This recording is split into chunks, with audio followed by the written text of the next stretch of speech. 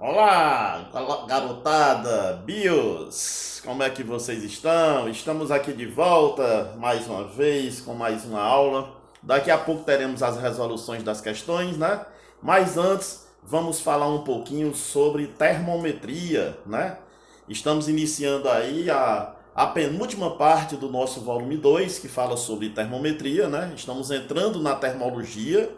Termologia é a parte da física que estuda temperatura e calor nos corpos, né? E também a parte de gases e termodinâmica. Então, iremos falar aqui inicialmente, galera, sobre a parte inicial, termometria, né? Termometria é a parte da física que estuda a medida da temperatura, como o próprio nome, né, nos fala. Então, a gente vai falar aqui sobre as escalas termométricas inicialmente. Essa nossa primeira parte aqui, vamos ter um pequeno videozinho aqui falando sobre as escalas termométricas, só para a gente dar uma lembradazinha. Lembrando a vocês que era um assunto que todo ano caía no Enem, há uns, vamos dizer aí, há uns 5 anos atrás, né? E ultimamente a parte de termômetros, de escalas termométricas, não tem caído muito, né? Então, quem sabe, né? Tá todo mundo muito aflito, sem saber como é que o Enem vai ser esse ano, né? Então, quem sabe não aparece alguma questãozinha aí de escalas termométricas e a gente consegue tirar de letra, porque é um assunto muito simples, né? Então, quando a gente fala de termometria, então eis a primeira coisa que a gente tem que ter em mente, né, minha gente? Entender o que é temperatura e entender o que é calor, né? No slide, a gente tem uma ideia aí, né? Nas duas figuras, nas figuras um e 2 e também na figurazinha aqui ao lado, né? Onde a gente está vendo a estrutura molecular de um corpo, né? A gente está vendo aqui moléculas se movimentando, né? O desenho dá para vocês perceberem que são moléculas em movimento rápido, né? E no outro slide nós temos moléculas mais lentas. Assim como na figura seguinte. Na figura seguinte nós temos aqui, ó, moléculas. Veja que o recipiente não está sendo aquecido, ó. E aqui na segunda situação, com o recipiente aquecido, observe na estrutura molecular. As moléculas estão se movimentando mais rápido. Então essa ideia de temperatura ela surgiu exatamente da necessidade do homem, né, saber conseguir entender o que é quente e o que é frio, né? O que é aquela coisa que está quente, o que é aquela coisa que está fria e o que é que realmente influencia nessa ideia, né? O que é que influencia nessa questão do quente e do frio. Então, como a gente percebe na estrutura aqui molecular, nós estamos vendo que na figura onde tem a palavra quente, as moléculas estão mais agitadas.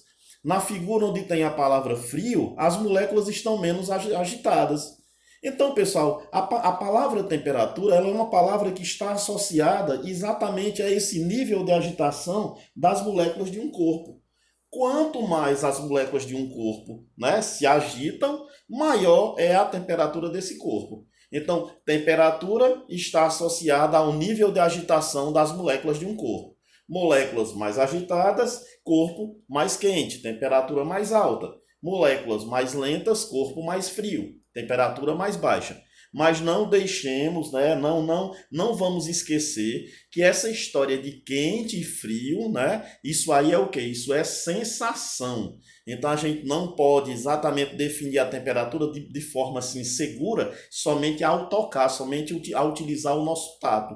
Quando a gente pega uma coisa quente ou quando a gente pega uma coisa fria, a gente não pode associar de forma segura o conceito de temperatura alta ou baixa, né? Então lembrem-se daquele exemplozinho lá do ensino fundamental, né? Que acho que lá nas aulas de ciências o professor passava para vocês, né? Você tem um recipiente, uma vasilha com água gelada, uma vasilha com água ambiente, a temperatura ambiente, e uma vasilha com água morna. Aí você coloca uma mão na água gelada e coloca a outra mão na água morna. Tira as duas mãos ao mesmo tempo e coloca na água a temperatura ambiente. O que vai acontecer? A sua mão que estava, né, em contato com a água gelada vai ter a sensação que a água a temperatura normal vai estar quente. E a sua mão que estava em contato com a água morna vai ter a sensação de que a água morna, né, está fria e gelada. Então não podemos associar o tato à questão de dizer se o corpo está quente ou frio. Por quê? Porque é uma sensação, né? Então, a gente está vendo aí 3 tópicos nesse slide, né? Temperatura é a medida do grau de agitação das partículas. Quanto mais calor, mais agitação. A transferência de calor entre 2 corpos depende da diferença de temperatura entre eles. Está se falando aí na palavra calor, né? A gente tem as 2 palavras que definem a termologia: temperatura e calor. Temperatura está associada ao nível de vibração, ao nível de agitação das moléculas do corpo. Calor, minha gente, é energia. Calor é energia que está associada ao movimento. Observem que quando as partículas estão mais agitadas, elas têm mais energia cinética. Quando elas têm mais energia cinética, elas têm mais movimento, então elas têm mais calor, ou seja, elas têm mais energia térmica, na verdade, né? Porque a palavra calor, ela está associada à energia térmica em trânsito, né? Então, os corpos não têm calor. O calor não está nos corpos. O calor, ele é a energia que está passando de um corpo para outro. Como está sendo mostrado aqui no slide seguinte, né? A energia térmica está associada ao estado de agitação das partículas. Pode produzir resfriamento, aquecimento ou mudança de fase, né? Isso aí nós vamos estudar lá na calorimetria, né? Calor sensível e o calor latente, né? Aí a gente está vendo aqui a agitação das partículas dos estados físicos da matéria: sólido, líquido, gasoso. Olha a situação. No estado sólido, as moléculas estão pouco agitadas, né? Tem pouca energia térmica, né? Elas estão vibrando lentamente. No estado líquido, as partículas têm uma maior agitação térmica, né? Estão mais agitadas, mas ainda não estão tão distantes umas das outras. E no estado gasoso, as partículas estão bem mais agitadas. Nós temos as moléculas bem mais agitadas e isso mostra que a substância ela se encontra mais quente. Então, calor é energia térmica em trânsito. O calor, minha gente, é a energia térmica que passa de um corpo para outro ou de uma região para outra de um mesmo corpo por conta de uma diferença de temperatura. Só existe calor quando existe diferença de temperatura. Olha bem aqui, água quente, água fria jogadas no recipiente. A água quente vai transferir energia à água fria. A água quente vai perder calor, a água fria vai receber calor. Se eu colocar a água a 80 graus com a água a 20 graus, por exemplo, eu vou ter essa mistura com a água numa temperatura intermediária. Eu vou ter essa mistura com uma temperatura menor do que a temperatura da água quente e maior do que a temperatura da água fria, né? Essa temperatura, que a gente chama de temperatura de equilíbrio térmico, vai depender das quantidades, vai depender das porções. Então, calor é energia térmica em trânsito. Não existe calor contido no corpo. Todo corpo tem energia térmica, mas nenhum corpo tem calor. Porque calor é a parcela de energia térmica que está passando de um corpo para o outro, ok? Passando aqui o nosso slide, ó, a ideia que eu falei, ó. Nós temos um recipiente com água a 25 graus, temos um recipiente com água a 50 graus, né? Quando a gente misturar essas 2 porções de água, a gente vai ter a água a uma temperatura intermediária, né? Então, todas as partículas que compõem uma substância estão sempre em movimento. As moléculas que estão no recipiente com água a 50 graus, ó, estão mais agitadas. Olha o vetor mostrando a velocidade. As moléculas que estão no recipiente a 25 graus estão menos agitadas. Olha o vetor, né, mostrando a agitação térmica. Moléculas que estão na substância a 50 graus têm energia cinética média maior. Moléculas que estão a 25 graus têm energia cinética média menor, né? Quando a gente mistura os corpos, aí acontece a transferência de calor. Então, galera, termometria fala de temperatura. É a parte da física que estuda a temperatura e os seus efeitos produzidos, ou seja, a dilatação térmica. Então a gente está vendo aqui, é a grandeza que mede o grau de agitação das moléculas. Temperatura é uma medida, é uma grandeza física que não tem definição, a definição dela é intuitiva. Por quê? Porque temperatura é uma medida.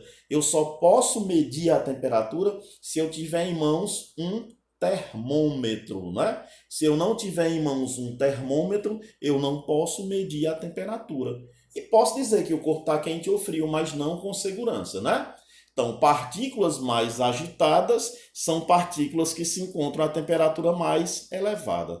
Partículas menos agitadas são partículas que se encontram a temperaturas menos elevadas. Calor, energia térmica que se transfere de um corpo para outro, né, por conta da diferença de temperatura. Temos aqui um corpo mais frio, um corpo mais quente. Quando eles são encostados um no outro, vai haver uma transferência de calor entre eles, né, até que esses corpos atinjam o equilíbrio térmico, né? Como a gente está vendo aqui nesse outro slide. Se dois corpos a temperaturas diferentes forem colocados em contato, né, vai haver uma transferência de energia de um para outro. Quem é essa energia? Calor. O calor está passando de A para B. Por que de A para B? Porque a temperatura de A é maior que a de B. Quando o corpo A e o corpo B atingem a mesma temperatura, minha gente, esse fluxo de calor cessa, esse fluxo de calor para. Não passa mais calor de um corpo para outro. Só passa calor enquanto há diferença de temperatura. Então, por isso que a gente diz assim, calor é energia térmica em trânsito que flui espontaneamente de um corpo para outro quando esses corpos se encontram a temperaturas diferentes, ok? E aí, ó, um slide que eu coloquei aqui para que vocês deem uma olhadazinha é como acontece o equilíbrio térmico no planeta Terra, no nosso planeta, né? Ó, a Terra recebe a energia do Sol, né? Recebe radiação. Aí olha o gráfico aí, o que é que está mostrando. A energia, 47% é absorvida pela superfície, né? Ó, 19% é absorvida pela atmosfera, 34% é refletida e difundida pela atmosfera para o espaço, 66% de toda essa energia ela é enviada pelo Sol e pela atmosfera para o espaço, onde entra aquela história lá do efeito estufa, né? Então, é aqui onde estão, ó, os processos de propagação do calor, ó, condução, convecção e radiação. Mostradas também a reflexão e a evaporação, ou seja, a evapotranspiração, né, que está associada à questão da água, né, na superfície terrestre e a questão da presença do vapor que está difundido nessa região. Então, dos 100% da radiação solar que chega à Terra, 34% são refletidos e difundidos pela atmosfera, né? 19% são absorvidos pela atmosfera, 3% pelo ozônio, 16% pelos restantes constituintes, apenas 47% são recebidos pela superfície, ou seja, apenas 47% chega na nossa superfície. 31% por radiação, 16% por radiação difusa. Radiação direta, que é a radiação que chega direto, e a radiação que se espalha, a radiação difusa, né?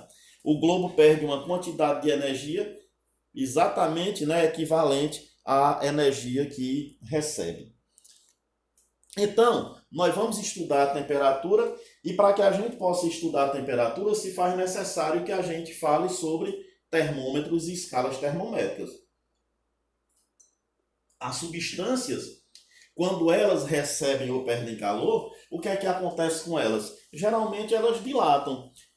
Geralmente elas aumentam de volume quando sofrem aumento de temperatura e diminuem de volume quando sofrem diminuição de temperatura, né? Nós temos aí a questão da dilatação térmica. Então, uma substância, quando ela recebe calor, quando a temperatura dela sobe, ela tende a dilatar-se. Quando a temperatura dela cai, ela tende a contrair-se. Então, o que é o funcionamento básico do termômetro mais simples que nós conhecemos, o termômetro clínico? É exatamente a dilatação de uma coluna líquida. Uma substância, que é exatamente o mercúrio, né? O único metal líquido que a gente encontra na natureza, que se dilata muito facilmente, né? Ele é colocado no interior de um reservatório no termômetro, que é chamado de bulbo, que é ligado por um fio, um tubozinho fino, super fino, chamado de capilar. Quando a temperatura sobe, o líquido se dilata e invade esse capilar, subindo assim e atingindo as respectivas temperaturas ao longo do termômetro, né?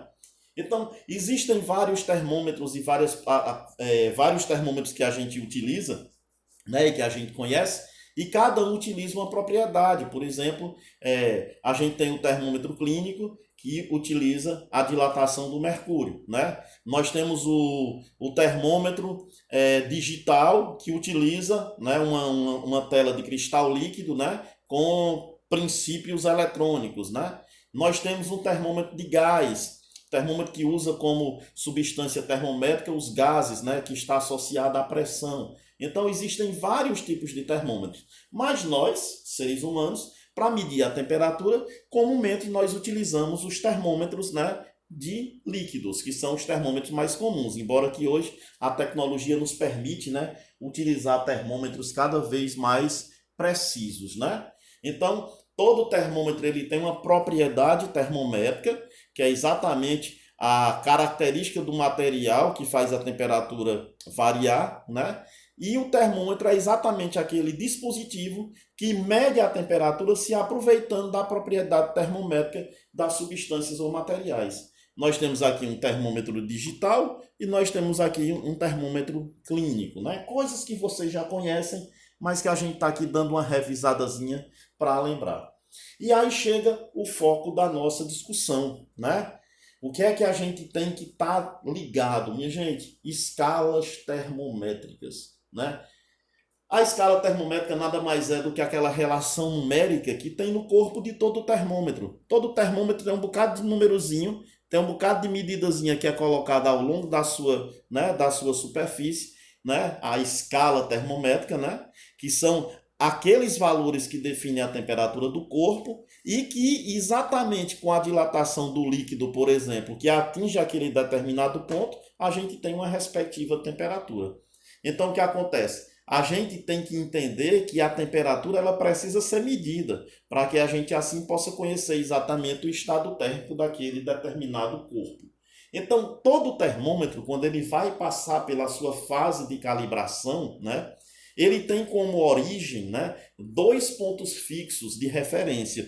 Geralmente, esses pontos fixos são a fusão do gelo e o ponto de ebulição da água à pressão atmosférica, ou seja, a pressão normal, ao nível do mar. Ponto de fusão do gelo, 0 graus Celsius. Ponto de ebulição da água, 100 graus Celsius. 0 graus Celsius, 100 graus Celsius. Aqui é o zero absoluto, né? Então, todo termômetro, quando ele vai passar pela sua fase de calibração, ele é levado em conta esses valores que são chamados de pontos fixos. O primeiro ponto fixo é o ponto de fusão do gelo, né? E o segundo ponto fixo, o ponto de ebulição da água. E aqui nós temos os três termômetros, ou as três escalas termométricas, né, que são utilizadas hoje em dia, né?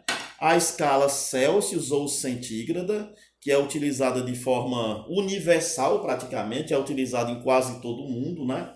A escala Fahrenheit, que é utilizada em uma pequena parte da Europa e nos Estados Unidos, né? E a escala absoluta ou Kelvin, pessoal, que é uma escala que é utilizada mais em termos de precisão laboratorial.